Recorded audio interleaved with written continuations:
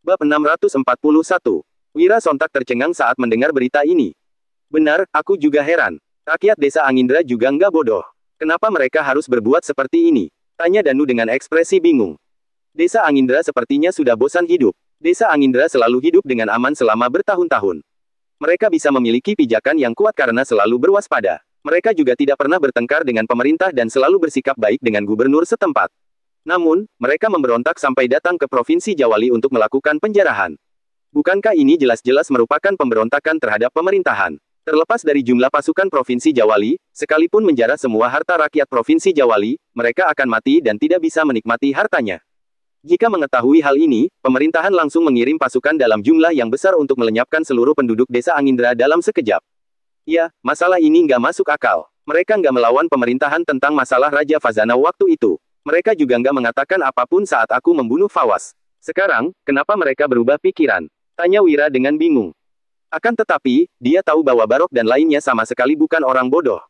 Paman Wira, apa mungkin mereka dipaksa? Tanya Pramana. Fabrian menimpali. Jangan-jangan mereka memberontak.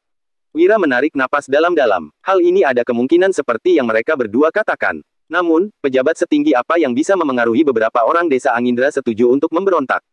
Hal ini benar-benar agak aneh, gumam Wira. Dia seketika tidak bisa memahaminya. Saat ini, Mandra berkata, Kak Wira, bagaimana kalau aku menyelidiki masalah ini? Mandra cukup dekat dengan beberapa orang di desa Angindra. Oleh sebab itu, begitu dia mengatakan ini, Wira langsung mengangguk. Hal ini terlalu membingungkan, jadi tentu saja harus diselidiki hingga jelas. Tidak lama kemudian, Wira tersenyum sambil berkata dengan pelan. Tapi, hal ini juga memberi kita kesempatan. Hah? Kesempatan apa? Tanya Danu dan lainnya dengan heran. Merampok, sahut Wira sembari tersenyum menyeringai. Semua orang sontak tercengang dan langsung paham. Paman Wira, kamu sangat luar biasa. Bisa-bisanya Paman punya pikiran untuk merampok. Kak Wira, katakan apa yang harus kita lakukan. Mereka sangat bersemangat saat mendengar akan merampok toko uang Tiaga. Wira juga tidak bertele-tele. Dia langsung mulai membuat rencana. Malam akhirnya tiba. Mereka sedang berkumpul di halaman dan dibagi menjadi 3 pasukan. Pasukan pertama dipimpin oleh Danu. Anggotanya adalah sekelompok veteran pasukan Zirah Hitam dengan keterampilan yang luar biasa. Totalnya ada belasan orang. Pasukan kedua dipimpin oleh Mandra. Anggotanya juga merupakan veteran dan memiliki keterampilan yang tidak kalah kuat. Pasukan ketiga dipimpin oleh Pramana dan Fabrian. Mereka berpakaian seperti anak keluarga kaya. Ada yang memegang uang perak dan ada yang memegang uang kertas. Totalnya ada 30-an orang. 3 pasukan segera berangkat. Saat ini, Wira berdiri di halaman belakang. Dia pergi ke ruang bawah tanah untuk menunggu Danu dan lainnya kembali. Suamiku, apa kamu benar-benar akan merampok emas di toko uang Tiaga? Tanya Wulan dengan sangat cemas. Dia agak gugup saat berdiri di belakang Wira. Bagaimanapun juga, jumlah yang akan dirampok adalah 18 miliar gabak. Wira tersenyum sembari menganggukkan kepalanya, lalu menjawab. Ini hal yang wajar. Mereka sudah merampas milikku. Aku tentu saja akan merebutnya kembali. Wira memeluk Wulan sembari tersenyum dan menambahkan. Jangan khawatir, istriku. Semuanya akan baik-baik saja. Wulan merasa sangat gugup sekarang. Di sisi lain, rencana Wira telah dilaksanakan. Bab 642. Saat ini, Danu dan lainnya sudah tiba di toko uang Tiaga. Meskipun sudah malam, masih ada banyak orang yang menukarkan uang di sini. Sementara itu, Pramana, Fabrian, dan lainnya masuk satu persatu menuju ke gerai yang berbeda. Mereka mengeluarkan uang kertas untuk mulai menukar. Tuan, mohon tunggu sebentar. Para pejabat kecil ini mengira toko uang akan sepi saat malam hari. Tidak disangka, ternyata begitu banyak orang yang datang. Cepat, cepat. Aku sedang buru-buru. Kenapa kalian lambat sekali? Bagaimana cara kalian bekerja? Ucap Pramana dengan marah sembari berkacak pinggang. Dia mulai membuat keributan. Para pejabat kecil sontak tertegun sejenak, tetapi mereka tidak berani untuk menyinggung Pramana. Mereka tersenyum dan bergegas mengambil uang perak. Setelah menyerahkan uang perak, Pramana melihat dengan sekilas, lalu berteriak marah. Kamu jangan main-main denganku. Jumlah uang perak ini nggak sesuai. Teriakan Pramana membuat para pejabat kecil terkejut. Mereka segera mengambil timbangan dan menimbang uang peraknya lagi. Hasilnya tetap sama. Tuan, silakan lihat. Jumlah uang perak ini tidak kurang sedikit pun, pungkas pejabat kecil sembari tersenyum. Ada banyak pejabat tinggi di Provinsi Jawali. Lantaran takut menyinggung mereka, para pejabat kecil pun selalu berhati-hati. Akan tetapi, hari ini Pramana datang untuk mencari masalah. Dia tentu saja tidak akan bersikap sopan. Persetan, timbangan kalian pasti ada masalah.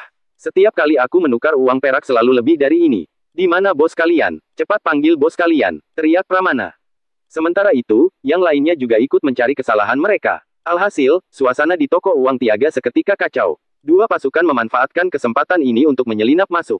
Begitu mengetahui hal ini, Irsyad tampak muram. Dia bertanya, "Maksudmu ada yang sengaja membuat keributan?" Ketika mendengar laporan dari bawahannya, Irsyad sontak mengernyit dan mendengus dingin. Beraninya orang itu datang membuat keributan di toko uang Tiaga. "Ayo, kita pergi ke sana," teriak Irsyad dengan marah.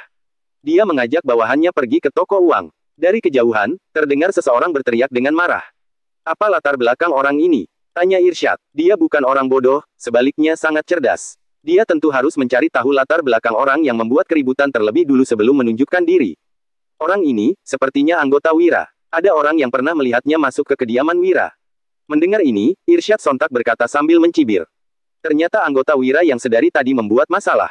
Segera kumpulkan pasukan. Aku ingin lihat apa yang bisa mereka lakukan. Kalau mereka masih bersikeras, kalian hajar saja. Jika yang membuat keributan adalah orang lain, Irsyad mungkin akan lebih waspada. Lantaran pembuat onar adalah Wira, orang yang memang ingin dia hadapi, Irsyad tentu saja tidak akan berbelas kasihan padanya. Bawahan itu seketika memanggil preman ke toko uang Tiaga. Totalnya ada 40-50 orang. Mereka masuk bersama Irsyad. Lucu sekali. Toko uang Tiaga sungguh konyol. Apa uang kertas ini milik kalian? Kalau salah satu sudutnya sobek, apa kalian nggak mau menukarkannya? Jumlah ini nggak sesuai. Apa kamu mau membodohiku? Sial, apa katamu? Beraninya kamu memakiku. Aku akan mencambukmu. Bajingan, toko uang Tiaga ini entah tempat macam apa. Kalian hanya punya sedikit uang saja, apa yang bisa dibanggakan? Irsyad baru saja masuk. Begitu mendengar satu persatu makian mereka, dia mendengus dingin dan raut wajahnya menjadi muram. "Hentikan!" teriak Irsyad sembari melambaikan tangannya. Fabrian, Pramana, dan lainnya seketika tersenyum saat melihat kedatangan Irsyad. "Kamu pasti Tuan Irsyad. Apa kamu kemari untuk melihat kinerja pejabat kecilmu? Apa ini pelayanan yang diberikan toko uang Tiaga?" ucap Fabrian sambil mencibir. Ucapan ini membuat Irsyad merasa terhina. Bab 643. Kukira Wira ini pria terhormat, nggak kusangka dia akan menyuruh kalian datang mengacau. Kalian pikir dengan berbuat begini, kami akan diam saja? Irsyad segera melambaikan tangannya dan berkata, "Kalian sengaja datang ke toko kami untuk membuat masalah. Aku persilakan kalian keluar sekarang. Kalau enggak, aku nggak akan segan-segan." Mendengar ini, Fabrian terbahak, lalu berkata, "Tuan Irsyad, kamu mau menyerangku? Bukannya sombong, tapi aku cukup terkenal loh. Sebaiknya kamu jangan menyentuhku. Kalau kamu berani melakukannya, itu artinya kamu meremehkan istana." Fabrian sama sekali tidak takut. Dia tahu bahwa para veteran pasukan Zirah Hitam yang datang bersamanya jago berkelahi.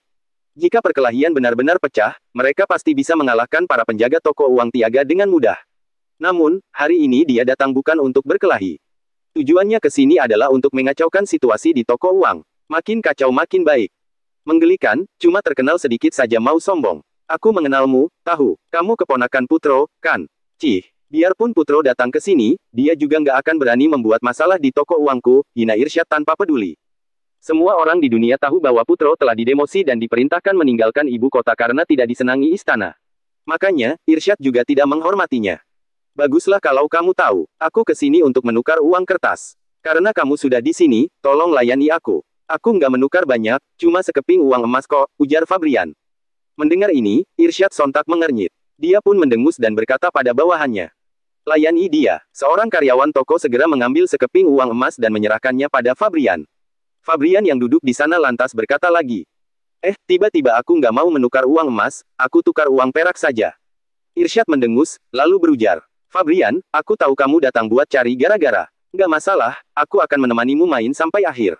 Bawakan uang emas, uang perak, dan koin perunggu. Biar kulihat apa yang ingin ditukar Tuan Fabrian," perintah Irsyad pada bawahannya. Si karyawan segera menyiapkan uang sesuai instruksi. Alhasil, Fabrian tetap mengambil uang emas dengan santai. Kemudian, Pramana juga berkata, "Aku juga mau tukar uang. Aku mau tukar 1132 koin perunggu." Mendengar itu, semua orang dari toko uang Tiaga langsung memasang tampang masam.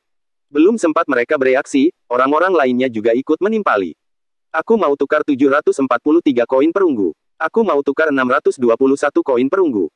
Aku mau 3001 saja. Kalau aku mau 2343 koin perunggu." Mereka semua adalah orang-orang Wira. Saat mereka meminta untuk menukar uang dengan jumlah yang tidak bulat begini, Irsyad langsung naik darah. "Haha, kalian benar-benar menarik. Dasar nggak tahu malu. Daripada aku bersikap kasar, lebih baik kalian segera keluar," seru Irsyad. Namun, saat Irsyad hendak mengambil tindakan, seseorang tiba-tiba berteriak, "Gawat! Gawat, kebakaran. Irsyad sontak mengernyit, lalu buru-buru berlari keluar. Dia langsung mendapati gedung di kejauhan dilalap si jago merah. Brengsek, beraninya kalian membakar toko uang Tiaga. Umpat Irsyad sambil memandang Fabrian dengan geram. Fabrian justru berkata dengan panik, "Hah, toko uang Tiaga kebakaran. Alamak, ini masalah besar. Cepat bantu padamkan api."